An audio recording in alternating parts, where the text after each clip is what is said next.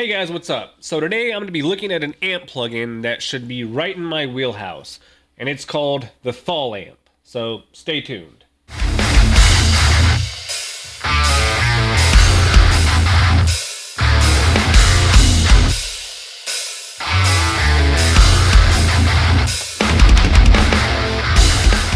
Alright guys, so today's going to be pretty straightforward. It's a single amp, and to be honest, it kind of does one thing, and it does it really well, but there are some caveats to this whole thing that I think need to be kind of called out a little bit.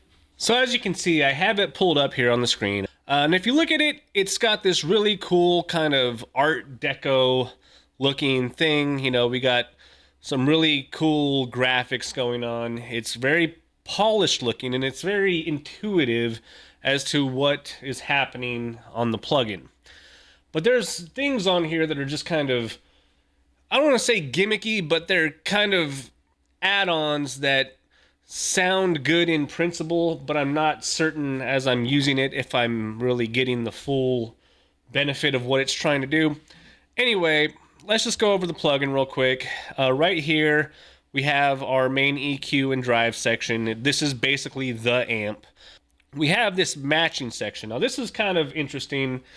If you guys know who Buster Oldehom is, then you'll know that he has a very distinctive sound, and he has a guitar, like a custom-made guitar, this ashen guitar that he uses, has a single pickup, and this matching function is there to listen to your guitar and whatever you have. And today I have this PRS 277, and I have the bare knuckle Black Hawk pickups installed in here. Pretty modern sounding baritone guitar here, 27.7 inches, tune to drop A. And if I go ahead and I, tell it to listen to my guitar and I play,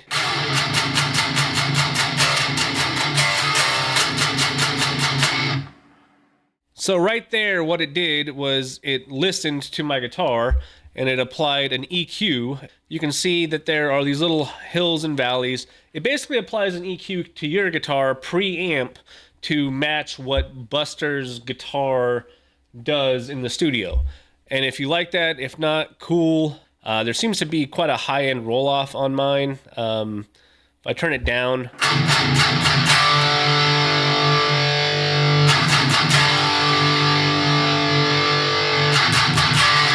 and then if you decide to kind of smooth out some of those peaks and valleys,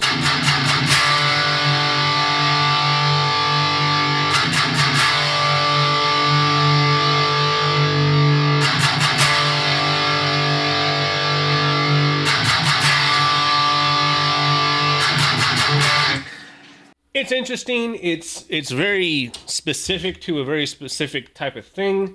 It's fun to play with. I don't know that I'm going to ever really use that in my personal dealings here.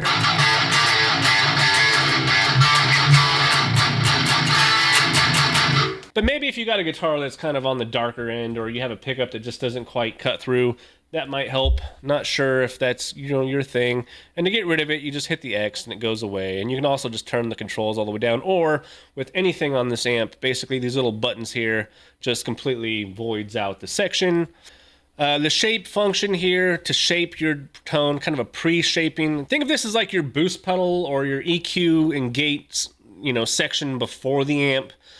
There is a gate, obviously. It's at negative 50 dB. Plenty of gating for what I'm doing. Pretty self-explanatory. Now, what's going on with the chug and frequency section is you're getting the percentage of the effect here. So right now the frequency is set at like a 249 hertz. This is kind of like having a high-pass filter of sorts, but not really. It's not quite that dramatic. It's more of like a frequency in which you want to kind of emphasize, I think. At 249, that's pretty low mids. If I turn this effect up all the way or close to,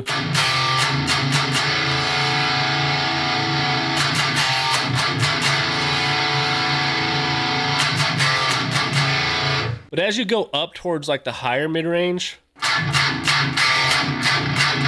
it's like a wah pedal almost, how it sets like a parameter of like where to emphasize the frequency, and I think it kind of blends it into your signal. If you go 100%, it's obviously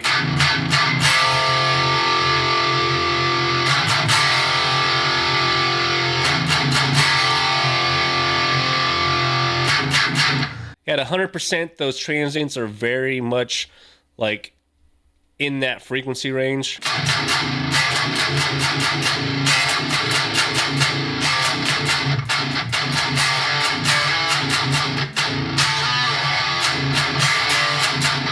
I don't mind that. Maybe dial it back to like 40%. Yeah, that's about where I kind of like that to kind of live in that realm there. Low dirt is like an additional fuzz effect, kind of adds a little bit of like underlying fuzz pedal action.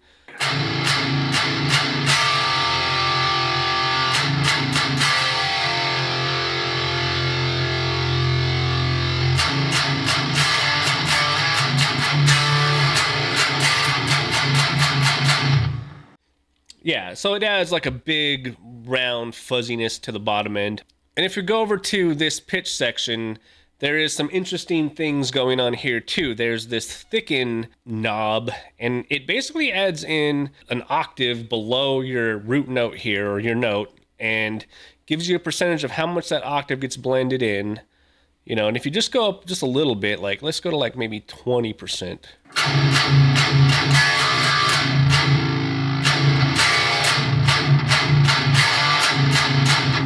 And then where you cut off kind of the ring out on the frequency is kind of where it emphasizes that low point.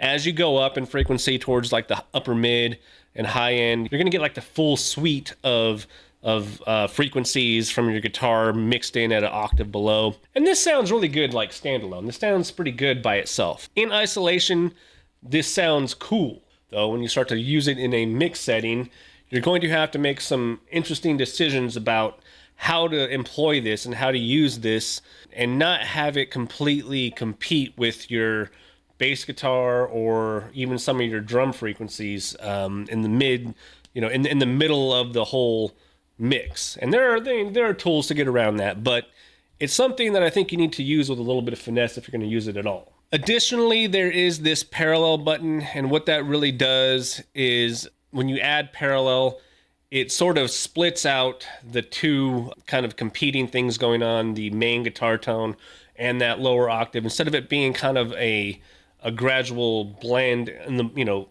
kind of behind the main guitar, you hit parallel and you kind of get almost like a dual kind of thing going. It's almost like both of those things are coming in at the full strength.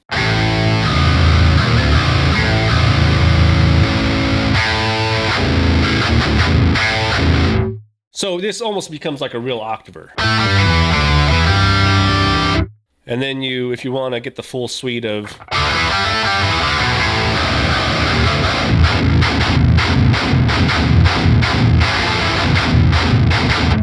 yeah, the more I play with this effect, the more I like the concept and I like the sound. I'm just not certain that it's not going to be something that completely screws with me in a mix. But either way, you know, as I have it here, it sounds pretty cool. And then there's a whammy bar here. This is basically, you know, exactly what it says. It is like the whammy pedal, and you drop it down. It actually has a 2-octave range.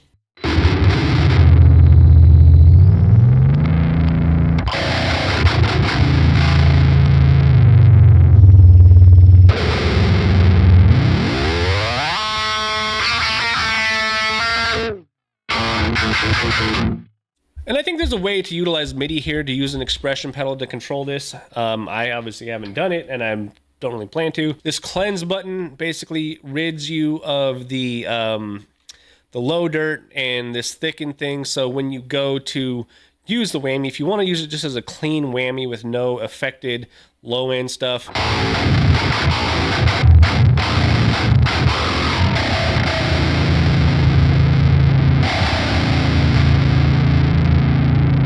for now, I'm going to keep the whammy off. I'm going to keep the thicken up to about maybe 20%. I have my low cut here. I have it down to like 70 hertz. That might be too low. I don't know. I kind of like that. It's very subtle.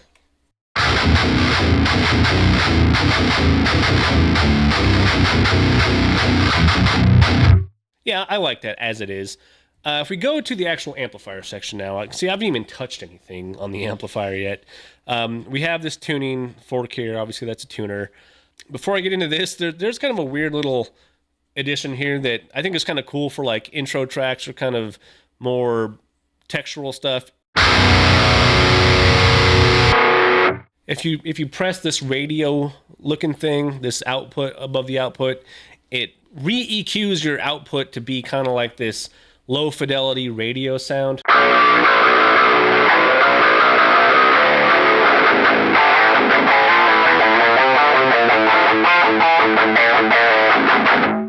But the more I play with it, the more I could like imagine where I would use it. And I've actually heard quite a bit of, especially modern music, where you have those kind of quieter intro pieces or even pre-breakdown sections where you just need that little bit of like a low fidelity, bring it down, bring the dynamic down, and then bring it back up real quick. So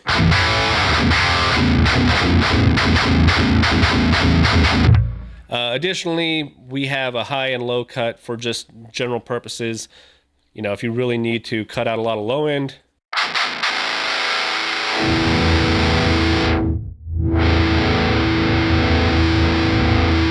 I tend to run the high cut like kind of around like the 9 or 10 range just to get some of that fizz out of there.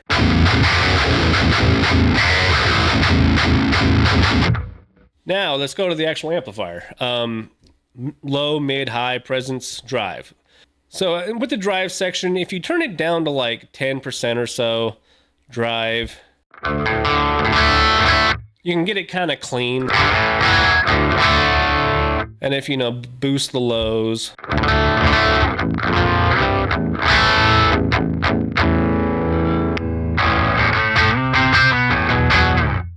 If you use a little bit of low dirt and then scale it back,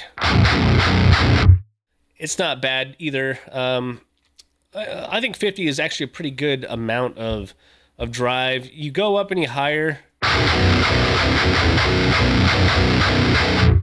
I feel like the drive control on here, instead of being like, you know, a ramp up, like a logarithmic ramp up or even like a straight line, it kind of more of like a plateau, whereas you go up higher and higher, it gets like less and less and less, because it just doesn't get to the point where it gets obnoxiously overdriven.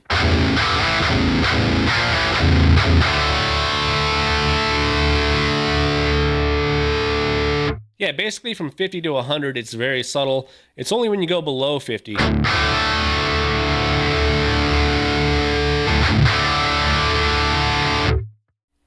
Presence, you know, pretty standard.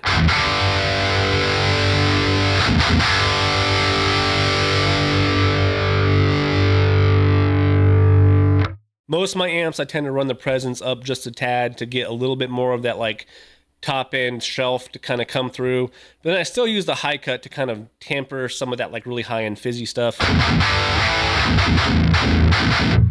High is a bit more of a broad stroke kind of high end.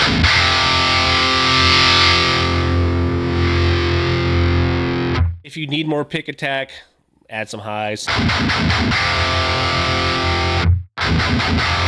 If you're having too much of like a spiky like overtone,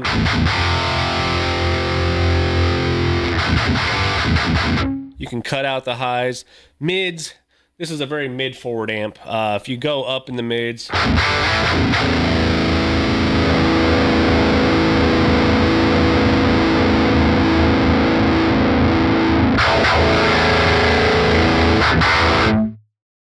yeah, you know, if you decide to go up in the mids, and if you mess with this Chug Control up to like 100 and get the frequencies up there,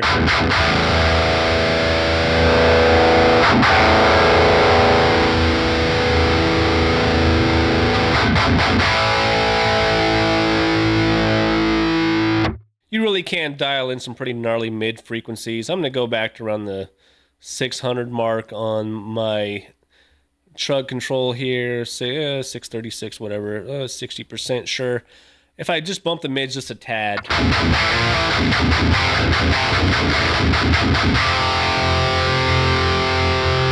take the Chug Control back down to like 40 something.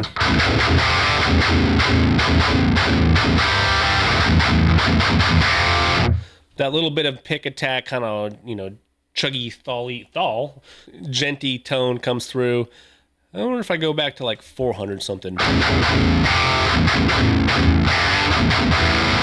I find cutting the mids is pretty drastic.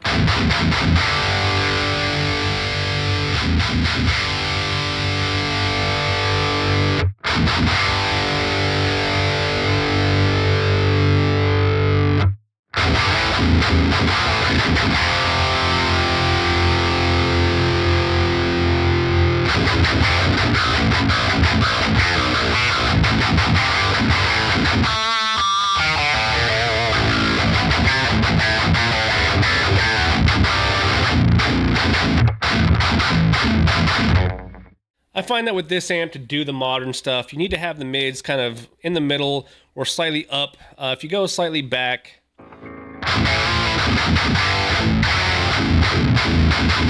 you're getting more into like the metalcore territory. You want that real spanky, punchy mid thing.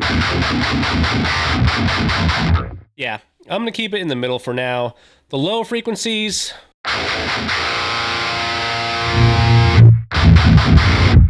pretty standard. They get pretty up there. If you're going to use the thicken function, probably don't want to add too much lows.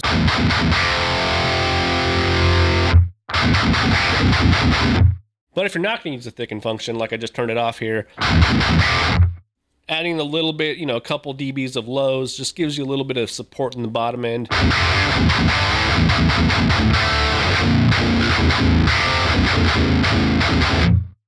Not bad. I'm gonna keep the lows down. I'm liking the thicken thing more and more.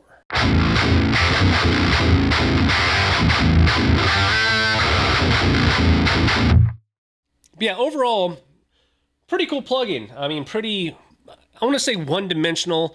It's got a little bit more dimension than I initially thought, but it's definitely geared towards a very specific type of sound and a very specific type of music. It's not to say you couldn't go in here and find ways to do other tones. Definitely could, because it has a lot of variability in its frequencies and what it can emphasize.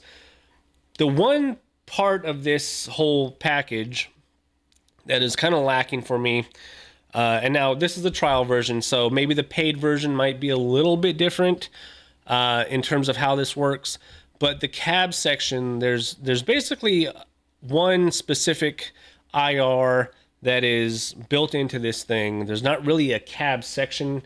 So I imagine these IRs are very much built to emphasize what this does best. But there are different IRs that seem to pop up when you go to different presets. So like when I went to the Lance Prink custom or Chuggy Rhythm here, there's a custom IR that pops up. And if you hit the X, it goes back to the default IR. They don't sound that much different, to be honest. But it just kind of begs the question of, well, where are these IRs coming from? I can't find a folder or anything that, that has them. So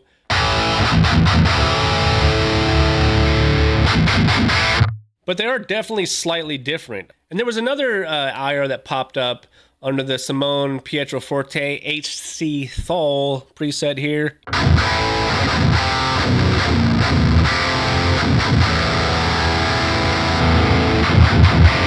Again, a very different sounding IR. You kind of just wonder, where are these cabs in terms of access? And maybe in the paid version, these things open up and there's like a whole folder.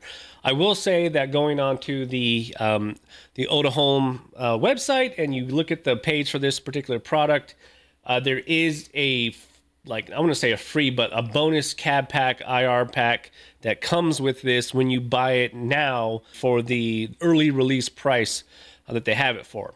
And so when it comes to price, that's where I kind of get a little bit critical of this particular plugin and what it is offering and what it's for and what you get. It's like $150 some odd dollars, normally. Right now it's only like $109. $150 for a program like this is on the very top end of plugins. There are a lot of plugins out there. We are living in an age of just oversaturation of guitar amp plugins, And the $150 price point is one of those like things that is very hard to swallow unless you really are getting something that you really need or that you can really kind of apply in a lot of situations. And so personally, I have a hard time recommending someone grab this at the price of $150. I have a hard time kind of recommending it for anybody to grab at the price of $109, just because it is going to give you a very well done version of a thing, of a very specific type of tone. And it will allow you to kind of dial in some other tones as necessary if you put in the work. But what it excels at is a very kind of narrow field of style, of music. And so it's hard to say because it's so well crafted for what it is. And honestly, in a mix, it sounds pretty good. And so let's go ahead and just listen to what I kind of put together real quick in a mix that I've been working on. Just a really scratch mix. And you can kind of get a sense of kind of what it sounds like. And then we'll come back and we'll talk about the final word. Okay, so I went ahead and opened up a project that I've been working on using the Thall Amp. It's just a scratch demo project with the band I've been working with. And, you know, they sent me a stereo drum track. It's not like super high fidelity, but I decided to go ahead and see what I could do with the Thall Amp. And so we'll just listen to some of the intro here and we'll kind of analyze what I think's going on with the Thall Amp.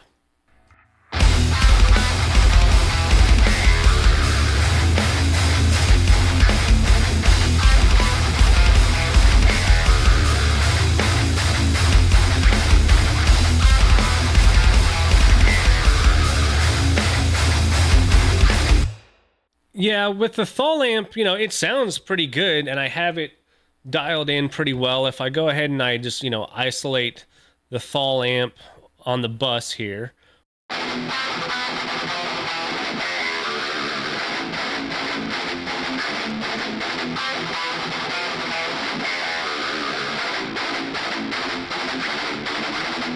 So one of the things that I have to do here with this particular amp is I'm using an EQ in the middle of the mix to run a high pass filter to get rid of some of the low end rumble in the middle. So if I turn that off,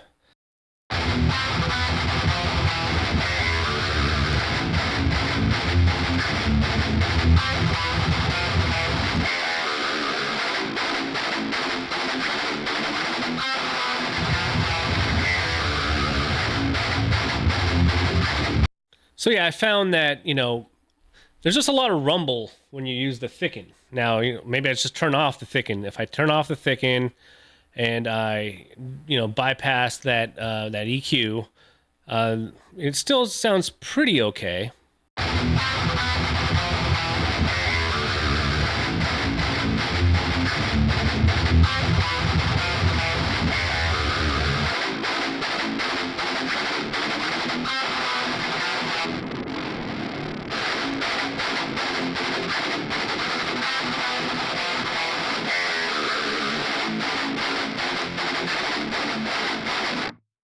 So with that linear phase EQ, cutting out the middle, you know, high pass thing in the middle of the mix, one of the things that the thicken is kind of neutering the whole thicken aspect. And you can turn the thicken up, and it kind of does a little bit of you know, adds a little bit of body.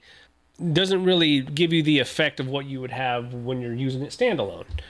And you kind of have to do this kind of, you know, cutting the middle out to make room for the bass guitar and, you know, the drums. If I were to, unisolate this and go ahead and just let it go and then not use the linear phase EQ with the high pass filter.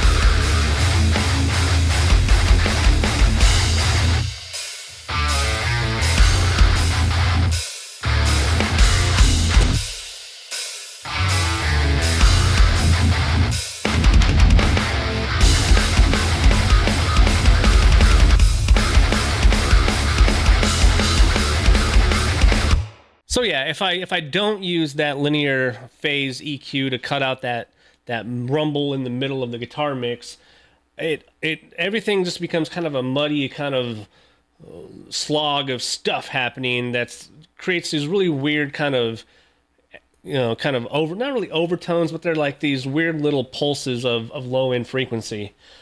So using something with this kind of tone shaping for this style is really cool. It's just some of these added things like the thicken and then probably even the low dirt. Some of those things in a mix situation might get a little bit hard to decipher as being useful.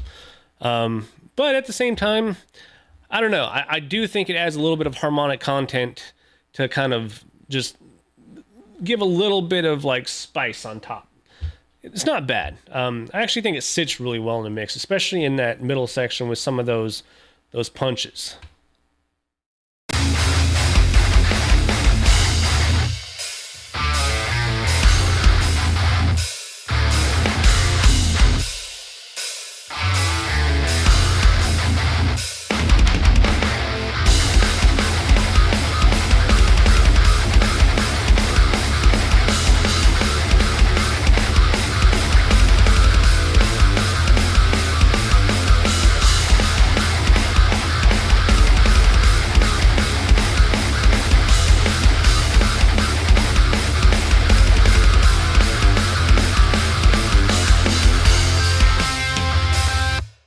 I actually really do like the chug knob here for kind of shaping some of those transients, especially on some of those like faster things. Let me replay that and kind of mess with that a little bit.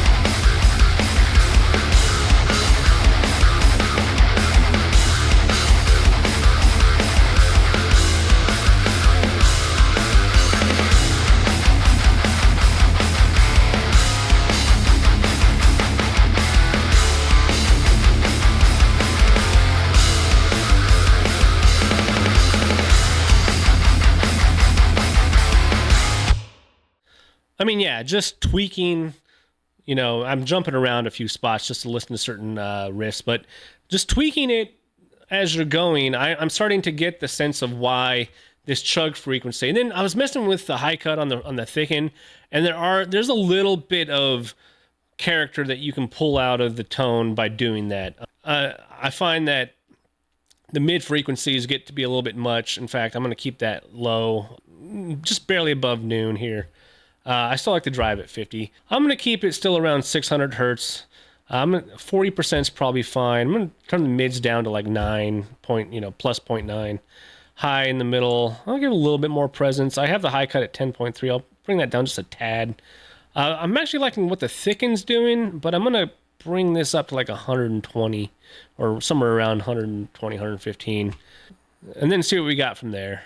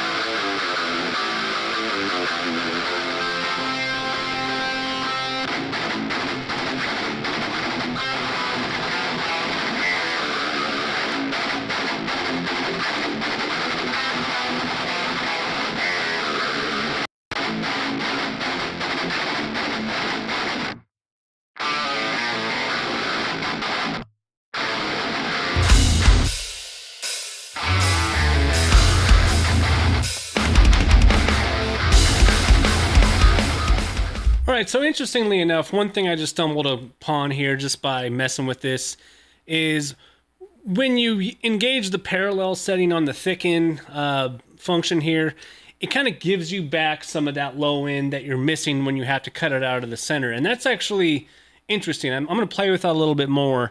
It kind of does the thing that you're expecting a little bit more when you have them kicked out to stereo, and when you definitely have to, you know, make space in the middle of the mix and you're cutting out all that low end frequencies like I'm doing here. It definitely adds back in a little bit more of that, you know, that low octave. Pretty cool. So there are more things to unpack with this.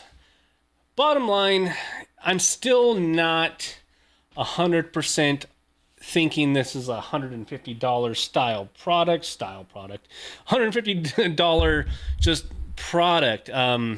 It just doesn't quite ring out to that level, in my opinion. Now, that doesn't mean that you, as somebody who is really hell-bent on this being your type of tone, and this might be the only guitar plugin that you're going to use and add into your repertoire of stuff, maybe this is worth it. At the $100 price point that they have it at right now, it might be worth grabbing and having in your arsenal, especially if they're going to be throwing in some extra IRs and cabs. That might make it a little bit more worth the expense. Beyond that, if this were like, you know, in the sub $100 range, like 50, 60 bucks, I would have no problem saying, yes, this is definitely worth the price of admission. I'm going to play with it a little bit more. I'm going to see if I can't find a little bit more magic to squeeze out of this to make me feel like it's something worth having in the long term. Otherwise, I'm just glad I got a chance to check it out. So that's my thoughts and opinions. If you guys have any thoughts and opinions, leave them down below, and I'll see you guys later.